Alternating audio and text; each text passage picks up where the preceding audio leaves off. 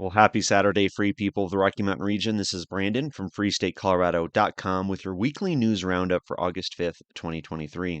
Every week, I take a look at some headlines, news stories, and articles from across our great state, giving you some information about what's going on. This week in particular, we're going to take a look at some of the behind the scenes funding that we've seen over our gun control laws that are taking effect, as well as this new ballot initiative in November, Proposition HH. So pour yourself a cup of coffee. Let's take a look at some news. First off, I want to talk about the amazing content I've been putting out on freestatecolorado.com this week. Lots of information. Last week, I saw you on the 29th going over some weekly news stories. Since then, I published an interview or more of a presentation from the great liberty activist Natalie Menton out of Jefferson County, going over property tax caps, talking about Initiative 50, talking about some options that we have to keep our property taxes lower or lower them than get them lower than what they are now. Article I put out on lowering crime. I'll talk about that one a little bit later today, as well as an interview with Taylor Rhodes of Rocky Mountain Gun Owners.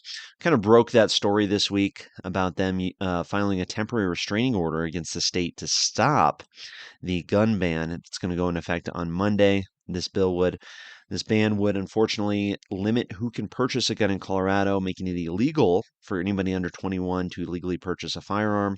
So that article, that interview, check it out if you're interested. And then yesterday just came out with a really great presentation that Natalie did about property taxes, specifically about the Colorado Blue Book. Uh, it's a book that every Colorado household gets, every household with voters in it gets every election year, providing really valuable information. A lot of people base their votes on what's in that blue book. Now, there is a mechanism for citizen input. You, as a citizen, can have input in what's in that blue book and review those drafts before they go out to the public. So, very, very valuable information. I learned a lot, so check that out if you're interested in becoming a little bit more active in the political scene here in Colorado. Let's move on, check out some of the other stories of the week. First one I want to talk about is from coloradopolitics.com, Rachel Gable. County fairs are where Colorado kids learn to love agriculture. Well, and it is county fair season, as she starts the article with. So get your kids out there, get out and enjoy our 4-H presentations across the state, agriculture, animals, bull riding, everything, and all of the above. Great community events these county fairs are. County fair season has arrived in Colorado, and supporting the youngsters showcasing their projects at the fair is a fine way to support agriculture. A fair can evoke memories of Ferris wheels and greased pig contests and fried foods. These are accurate, but the 4-H and FFA projects that don't draw the crowds outside of those directly related to the competition are really where the support of visitors can make an impression. So the article here, I'm the leader of a local 4-H club, and my club members are enrolled in projects that run the gamut from sport fishing to shooting sports, cake decorating to livestock projects.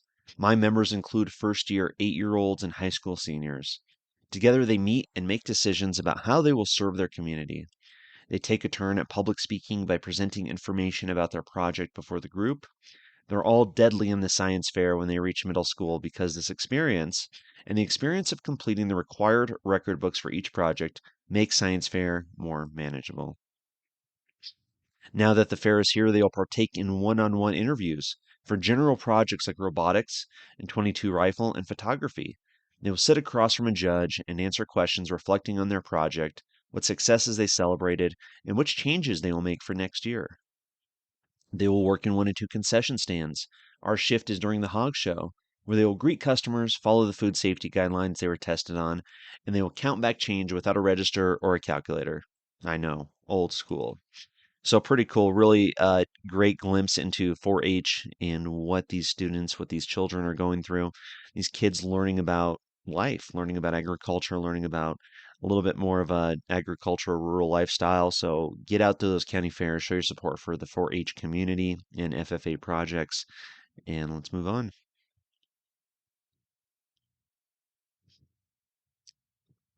So, of course, homelessness in Colorado and Denver, particularly, is one of the top news stories almost every week, it seems. If you've been down there, or if you haven't been down there, I'd encourage you to go down to Denver and see what's going on down there. Drive through some of these homeless camp areas, see the trash, see the issues that are actually going on, so you get an idea of the scope of the problem. So, this article is here from Denver 7. How much will Denver mayor's homeless plan cost? Mayor Mike Johnston puts ballpark estimate at $40 million. Wow, but can't provide hard numbers just yet. This is from Braden Richard on July 30th. Mayor Mike Johnston's ambitious plan to address homelessness is beginning to take shape, though there is still uncertainty about the cost. On Friday, the Denver Housing Authority announced its commissioners had approved plans to purchase the Best Western Hotel near I-70 in Quebec in Central Park for $26 million. The city plans to convert the 194-unit hotel into permanent supportive housing. Johnston called it the first key piece of his goal to house 1,000 people by the end of the year. Wow. So, a pretty expensive project, pretty expensive plan here. We'll see if it works. Of course, I'm skeptical. In addition, the city must negotiate with property owners, which will impact the final price tag. When Denver 7 asked if he had a ballpark estimate, the mayor said he could not provide any hard figures yet. During the campaign, Johnson estimated his plan to cost around $40 million. The city applied for multiple grants last week to help pay for this. City leaders also announced Denver was now eligible to receive state funding from $300 million initiative, Proposition 123, a horrible initiative that passed last year that's taking more money away from taxpayers and, of course, giving it to these affordable housing schemes. Colorado voters approved last November. The city did not say how much it expects to receive, but the money can be used for affordable housing and to help people experiencing homelessness. As for the hotel purchase, the city council must give its approval. If council members give the green light, city officials expect the deal to be finalized by mid-August, with the city's lease starting on September 1st. So, of course, big question, where's Denver getting all this money? Is this the best use of their tax money? I mean, they're really responding to a crisis that's going on that they've helped create, unfortunately. And what does that mean for the residents of Denver long term? Let's move on. I want to take a look at this other program, unfortunately, that is being funded by taxpayer dollars as well. That's from the Colorado Department of Public Health and Environment, the Colorado Gun Violence Prevention Grant Program. So this, unfortunately, was set up by our state legislature to provide money to these groups. The Office of Gun Violence Prevention is providing $450,000 in grant funding to support community-based gun violence prevention initiatives throughout Colorado. The funds from this grant program will be used for education, training, and community programs that will promote and support responsible gun ownership practices, safe storage, awareness of existing laws, and mental health and substance use resources. Learn more about grantees and their projects below. This list will be updated as more grantees are announced. So $450,000, a big chunk of change there going to these anti-gun groups. Now, there's quite a list of them, but there's one in particular I wanted to point out. And that is this group called Colorado Ceasefire. Colorado Ceasefire educates the public about extreme risk protection orders via news media, building communities on social media, and delivering in-person ERPO training events across the state. Wow, so Colorado Ceasefire is this anti-gun lobbyist group that's been around for a long time and now is being funded by taxpayer dollars. That's right, your hard-earned money is going to fund anti-gun lobbyists, specifically related to red flag gun confiscation training events across the state. Wow, should be absolutely shocking and upsetting to everybody in Colorado, especially if you're a gun owner, especially if you have some distrust of the government already. Let's take a look at where Colorado Ceasefire spends their money. So looking at Tracer here, Tracer is the Colorado Secretary of State's setup to pull up where money's being spent from different groups and candidates. Let's go ahead and look up Colorado Ceasefire and see where their money is going. So looking at Colorado Ceasefire, we can kind of sort it by date. Let's look at some of the newer action items here, newer spending. So Colorado Ceasefire has spent a lot of money over the years, going back since 2000, to support anti-gun candidates and anti-gun policies here in Colorado. So as we can see, a Colorado Ceasefire PAC. Now, obviously, the state money is not going to the PAC, but it is going to the organization, which I can only assume shares staff members or at least funnels money into that political action committee. So take a look here. Here we go. Lisa Cutter for Colorado, $2,500 in 2022. This is the most recent election when anti-gun Lisa Cutter was elected. We have Tony Exum, Also a very narrow race. Barely won, $2,500 spent helping his campaign. Kyle Mullica, another big anti-gun voice in the state legislature, $1,400. Of course, Tom Sullivan, a man who is betraying his oath of office, former military guy, pushing his anti-gun legislation, $2,500 there. The list goes on and on. Stephanie Vigil, one of the worst we've seen, $400. So as you can see, Colorado Ceasefire is an anti-gun lobbyist organization that brings in money to support anti-gun candidates. But not only that, but also support anti-gun legislation. And now we're seeing Colorado tax money being funneled to this group, of course, voted on by these same legislators they helped elect. I mean, if this isn't a conflict of interest, here we have Colorado Ceasefire getting these people elected, these people then sending money back to that group, tax money that they can use to perpetuate this cycle. So, of course, extreme risk protection orders, red flag gun confiscation is one of the most egregious violations of our Second Amendment rights. Another article this week kind of emphasizes the new law that they just passed. So, this is from CPR.org. You're sort of an experiment. Coloradans are starting to use the expanded red flag law with mixed results. This is from yesterday, Andrew Kenny, CPR News. So it's very unfortunate that this law did pass earlier this year. One of the package of 5 gun control bills, anti-gun laws that our governor, Jared Polis, signed into law this year.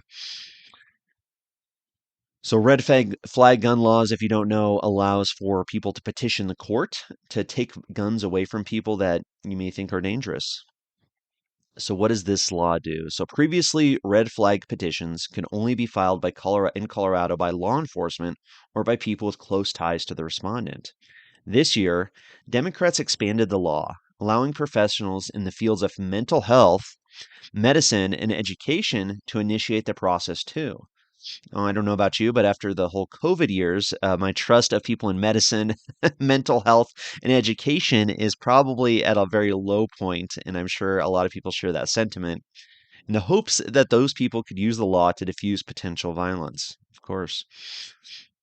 Meanwhile, the expansion drew criticism from gun rights activists who worried it would give teachers and others too much power to limit people's Second Amendment rights.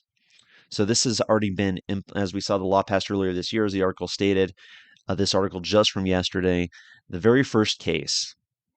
The state's courts have already made adjustments under the new law, including by updating the paperwork that is filed by petitioners. But there's still confusion about the new law. In a case identified by CPR News, a licensed clinical social worker filed a petition because he said he was concerned about a Jefferson County man whom he had encountered while working with the Lakewood Police Department. The social worker said the man was paranoid with an untreated mental health disorder, and that the man believes that, quote, people are after him, and had told a Lakewood police agent he owned several guns, including an AK-47 rifle and a handgun. Oh my gosh. Although the petition did not detail any explicit threats the man had made. As a licensed clinical social worker with my training and knowledge, trust the experts. These are concerning patterns of behavior, which is a likelihood of someone harming another person or themselves, the social worker wrote. The man and his employer declined to provide more detail when contacted by CPR News. The social worker's effort to persuade a judge to order the seizure of the man's guns didn't go far. The case was almost immediately dismissed by Judge Bradley Burback, who found the social worker didn't have legal standing for the red flag request. That's because the social worker had not directly provided care for the man as a client. The social worker was serving as a co-responder with Lakewood Police when he met the man. Co-responders are mental health and social service workers who accompany police, an increasingly popular approach that is meant to get people help instead of simply arresting them. But the judge found that meeting someone as a co-responder is different than providing care to them. The man would probably have a good argument to have the order thrown out, the judge said in a court hearing, according to the transcript. This is a new statute, and we're just trying to figure it out, the petitioner then told Judge Burback. So you are sort of the experiment, Burback asked. Unfortunately, a little bit, sir, the petitioner responded. The case was dismissed on June 1st. The judge suggested that Lakewood Police could decide to file the case themselves instead. Police tend to be more successful than other groups in pursuing ERPO cases in Colorado. So very interesting to see this happening where, this whole STAR program we've seen in Denver over recent years where social workers are responding to people in mental health crisis. These people are now using that opportunity to recommend people's guns to be confiscated. You can see that this is a troubling thing. Now, it's good on the judge for potentially stopping this gun confiscation, or actually stopping it.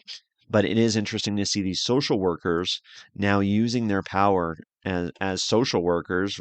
Now they have some sort of power where they can ask for guns to be confiscated. So very interesting and probably not a good thing overall, especially when you look at who funded this red flag gun confiscation. Let's take a look. So, in the Colorado Secretary of State's website, you can see who funded these bills, or who are the lobbyists basically that were supporting them. So, this bill that we just talked about, Extreme Risk Protection Order petitions, Senate Bill 23-170, concerning extreme risk protection orders. So that's expanding the list, as we said, to include licensed medical care professionals, licensed mental health care providers, licensed educators, and district attorneys. Yes, all those people now have the power to ask a judge to take your guns away. Notice state licensing plays into that. Let's take a look at who helped fund, whose lobbyists really went towards supporting this bill. So we can look here. Oh, wow, look, here's Colorado Ceasefire Legislative Action, one of the lobbyists. So as we pointed out before, we have Colorado Ceasefire getting money from the state government, actively lobbying in the state legislature and supporting candidates for office who are anti-gun legislators. So here we are, see them supporting this bill back in February to June of this year, supporting this bill that is now being used to help confiscate firearms across the state of Colorado, funded by taxpayer money. Now, I know this is a little different than what I talk about every week on the weekly roundup, but I thought it was very interesting and really trying to provide you the information that you can go onto the Colorado Secretary of State's website. You can go into Tracer to see campaign finance spending. You can help dive in and really decipher who's funding these things, who's benefiting from these things, and who are some of these forces behind it. So very interesting information. Well, let's get back to some news stories here.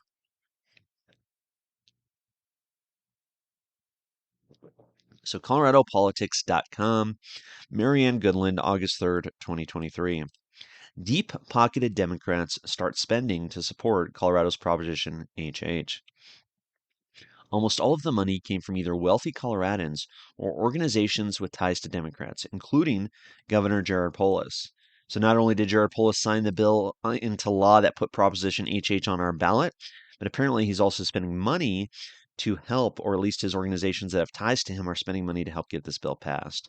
That is talk about a red flag. That's a way to know that this is a bad, bad bill. The campaign to pass the measure that would provide property tax relief, minimal, to homeowners and commercial business owners through diverting Tabor refunds is off to a strong fundraising start in the last month. An issue committee registered to back Proposition HH. The measure Democrats passed in the 2023 legislative session has raised more than $360,000, according to the Colorado Secretary of State's campaign finance database. Almost all of it came from either wealthy Coloradans or organizations with ties to Democrats, including Jared Polis. So Proposition HH is something I've talked about a lot. It is a bad, bad piece of legislation. It would take money from every single taxpayer in the state of Colorado by taking away our Tabor tax refunds. This bill would take away our tax refund money and give it to state governments so that they can minimally lower our property taxes across the state, get that money from our tax refunds to make up the difference. So really bad news. Critics have said the proposal increases the cap by 1% each year. That's the Tabor cap over the next 9 years, compounding the amount the government is allowed to keep and spend on property tax relief, reducing in turn Tabor refunds. If passed by voters, Proposition HH would make a temporary assessment rate reduction for residential property classes and reduced valuations. So you can see right there a temporary assessment rate reduction. So Proposition HH takes away our Tabor refunds forever and temporarily reduces property taxes. So they have raised more than $360,000 in its first 30 days. That is the biggest thing that we want to talk about in this article. The two largest donations at $100,000 each came from Fort Collins Pat Stryker, an heir to Stryker Medical Equipment, and Education Reform Now advocacy. Stryker is a longtime funder of Democratic causes in Colorado, including in 2004 when she and Polis were among the Gang of Four that helped finance the takeover of the Colorado House by Democrats. Since 2006, she has given more than $7.4 million to Democratic-aligned causes, according to Tracer, the state's campaign finance database. Education Reform Now Advocacy is a New York-based 501c3 that partners with Democrats for education reform. Both groups are known for backing charter schools in opposition to teacher unions. DEFR was started in 2007 by New York hedge fund managers. Since 2010, Education Reform Now and its affiliates have contributed more than $13.5 million to Democratic-aligned causes, as well as to the independent expenditure committees that back Democratic candidates for the Colorado General Assembly. Another donation came from Boldly Forward, which started out as Polis's transition committee in 2018, but has since moved on to advocacy on issues such as early childhood education, lowering the cost of healthcare and fiscal reform. Its contributions to issue committees so far stood at $110,000, including $50,000 to the Yes Committee on Proposition HH. Among the contributors is the Colorado Education Association, the state's largest teachers union, as we've covered before, an anti-capitalist organization, which has contributed tens of millions of dollars to Democratic candidates and issues aligned with Democratic values. The last contributor on the Yes campaign's list is the 1630 Fund, a group that doesn't identify its funders and is based in Washington, D.C. In the last decade, that group has contributed $22 million to Democratic-aligned causes in Colorado and independent expenditure committees. So it's the same old story. These out-of-state special interest groups with millions of dollars from Washington, D.C. and New York, and of course our very own Jared Polis, Pat Stryker, are all coming out of the woodwork, opening up their pocketbooks to take away our taxpayer refunds forever. It tells you really all you need to know about how bad Proposition HH is. Let's go ahead and move on and get another perspective on Proposition HH from Ben Murrey over at the Independence Institute. So this is from the Denver Gazette this week, July 30th, 2023, by Ben Murrey. A recent poll of registered voters shows majority support for Proposition HH, the property tax proposal that will appear on the ballot in Colorado this November. The same poll reveals that support disappears when voters learn what the measure does. Now, this is going to set up a tough situation for these people spending money in support of HH. They can't really tell you the whole truth about it, or else people will disapprove of it, as we'll see here. Proposition HH will not reduce local property taxes. Instead, it will increase state taxes, likely ending taxpayer refunds, but only if voters approve it. With Senate Bill 23-303, lawmakers referred Proposition HH to voters and dictated the precise wording of the ballot question. The verbiage they chose paints a different picture from what the measure will do. It begins, shall the state reduce property taxes for homes and businesses, including expanding property tax relief for seniors? Wow, loaded language right there. It's easy to understand why the Coloradans polled would support the proposal after reading this. The week before Governor Polis and the legislature released their plan, property owners received notices of valuation showing projected property tax increases of 60% or more in some counties. It appears the state is responding by offering to reduce property taxes. Not so. Voter beware. Proposition HH would not reduce property taxes as the ballot question says. The measure would reduce the residential assessment rate by 0.065% and exempt $40,000 from a home's value for tax purposes. But those changes will not reduce property taxes. In fact, regardless of whether the measure passes or fails, property owners will see the largest property tax increase in Colorado history this year. If HH wins at the ballot, property taxes for a median home will go up about 25%. If it loses, about 32%. In other words, the measure would slightly lower the increase in property taxes. In this sense, one could argue that it provides a modicum of property tax relief, but no amount of mental gymnastics can justify calling it a tax reduction.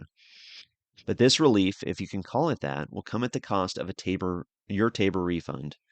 The ballot question continues, shall the state backfill counties, water districts, fire districts, ambulance and hospital districts, and other local governments and school districts by using a portion of the state surplus up to the Proposition HH cap as defined in this measure? At first blush, that sounds good, or at least benign. If the state has surplus money lying around, why not let them use it to fund fire rescue in schools? The ballot question, however, does not tell you the surplus comes from an overcollection of taxes from Colorado taxpayers. It does not tell you the surplus is the refund you're entitled to under Colorado law. It does not tell you the state needs your permission to keep that money and spend it elsewhere. And it does not tell you that if you vote in favor of Proposition HH is to give that consent. Some years, Colorado overcollects taxes. When that happens, the Constitution requires the state to send the surplus back to taxpayers as a refund. That's why everyone got a $750 check in the mail last summer, or $1,500 for joint filers. State economists project these refunds will continue for the foreseeable future. The primary purpose of Proposition HH is to allow the state to keep your refund money, effectively increasing your taxes. The measure is on the ballot for one reason and one reason only. The state needs your approval to keep your money. Nothing else in the measure requires voter approval. The legislature can provide property tax relief without voter approval. It can send money to schools and fire districts without voter approval. It can fund rental assistance without voter approval. But the state cannot keep your TABOR refund or raise your taxes without your approval. Wow. So Ben Murray hits the nail on the head. This is a great article. This is something you need to share with people in your community, people in your household. Print this article out. You can find these links at freestatecolorado.com. But the ugly truth about Proposition HH is that taxes go up for everybody in Colorado. And of course, you lose your taxpayer Bill of Rights refund. You lose your tax refund, people. That's why Proposition HH needs to be stopped. And that's why we see these people, as we saw in the last article, supporting it, because they want your tax money. All right, let's move on. A couple more articles here. Colorado State University has a little paper out here I thought was kind of fun. Why do Palisade peaches and Pueblo chilies matter so much to Colorado consumers? Well, I mean, it seems pretty obvious, right? We're here in Colorado. You love to support local agriculture, love to support the community, and it's a point of pride to have such great tasting peaches and, of course, such awesome chilies. This is from August 3rd, Stacy Nick. Agriculture is big in Colorado, and a recent survey from the Colorado Department of Agriculture shows that Coloradans care a lot, not only about how their food is grown, but where it's grown. More than 80% of respondents to the 2022 Public Perceptions and Attitudes about Colorado Agriculture survey said seeing that an item was grown or raised in Colorado was most likely to influence their decision as to whether or not to buy a product. That's great news for marquee brands like Palisade Peaches, Pueblo Chilies, and Rocky Ford Melons, but it's also great for the industry as a whole. So you can read this, listen to the transcript here, read the transcript or listen to the interview they did with this professor, agricultural economist, and professor at CSU's Department of Agriculture and Resource Economics. But I thought it was pretty cool. You know, we have so much great agriculture here in Colorado. It is something to be proud of, something to support, and it's really something to buy, you know, find that local product, local produce, and support our local community. So, you know, we're that time of year where it's county fairs, farmers markets are kind of winding down, but there's a lot of great locally produced food. So in the survey, 83% of Coloradans reported that knowing a food product was grown or raised in Colorado influenced their purchasing decision when shopping or dining out, even more than terms like organic or gluten-free. So pretty cool there. You can go into this if you're at all interested. But last little bit articles here of the week. August 2nd, 2023. Did a video on this, or talked about it recently at least. This is from Axios Denver. This potential Colorado ballot questions put crime at the top of the 2024 election, from John Frank. Two emerging ballot measures in Colorado are poised to cement crime as a major issue in the 2024 election and put the reigning Democratic Party on edge. One question would seek voter approval to make it harder for criminals convicted of second-degree felonies to win parole, while the other would give judges the authority to deny bail for first-degree murder charges. Forcing Democratic candidates to take a stand on the two measures could become a political wedge issue and boost conservatives in a state where they are struggling to regain relevance. Colorado's rising crime rates made policing a prominent issue in Denver's mayor race and the 2022 election, and it forced Governor Jared Polis and Democrats to make bold pledges that may not come to fruition. It's already an issue, but having two ballot measures dealing with the crime issue will definitely put a focus on it, says Michael Fields, the president of the conservative Advance Colorado Institute. So interesting stuff there for sure. Crime, of course, is out of control. I would say the problem I have with these ballot measures is that they give more power to the state. I think empowering individuals to protect their communities, to protect their businesses, to protect their families is really the key. And that was the theme of my recent article in response to this uh, initiatives, these petitions that are going on right now to get them on the ballot. So this was an article I put out earlier this week, freestatecolorado.com, How to Lower Crime in Denver. Legislation from 2018 shows the way. So I would say empower citizens, not the state. These ballot initiatives giving judges more power, giving district attorneys, prosecutors, any of those people more power, I don't think is necessarily a great winning strategy. So, of course, as we've seen all these stories, talked about them in weeks past, of, workers, people just working their jobs, struggling to get by potentially. And here they have violent criminals coming in, stealing from the businesses. King Soopers firing people for trying to stop a shoplifter, for taking videos of their license plate, gas station employees being attacked by armed robbery suspects. I mean, this is nothing new. Of course, the Democrats think that anti-gun laws are going to lower the crime rate. And Republican adjacent groups like Advanced Colorado is thinking that empowering the state to keep violent criminals locked up longer is a winning strategy. Now, don't get me wrong, keeping violent criminals off the streets is a good thing, but I think there's a better way to do it. The state is not the savior that many people think it is. The answer is to empower citizens. So there was some legislation introduced back in 2018 by two of our Liberty legislators, HB 18-1074, Deadly Force Against Intruder at a Business.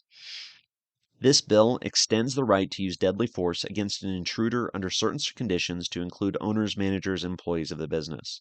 So two of our great Liberty legislators we had in 2018 was Representative Justin Everett of Jefferson County, Senator Vicky Marble up in northern Colorado, supporting this legislation, really giving citizens legal protections to defend their workplace, give law-abiding citizens the ability to stop violent criminals in their tracks. Now, this legislation was promoted by Rocky Mountain gun owners. And I think if legislators were serious about crime, you'd pass legislation like this, right? And I would love to see Colorado's Liberty community pursuing policies that empower citizens and not the state. Wouldn't it be great for Coloradans to have an opportunity to vote on initiatives that give them the ability to keep themselves safe without relying on the state? Colorado's great libertarian science fiction author L. Neil Smith, who unfortunately passed recently, said, quote, "Violent crime is a solved problem. All they have to do is repeal the laws that keep those intelligent, capable, and responsible men and women from arming themselves, and violent crime evaporates like dry ice on a hot summer day." Well, thank you very much for joining me this week. It's Brandon from freestatecolorado.com. You can find the links to all of these articles on the website. We'll see you next time. Lots of new, exciting content coming up as well.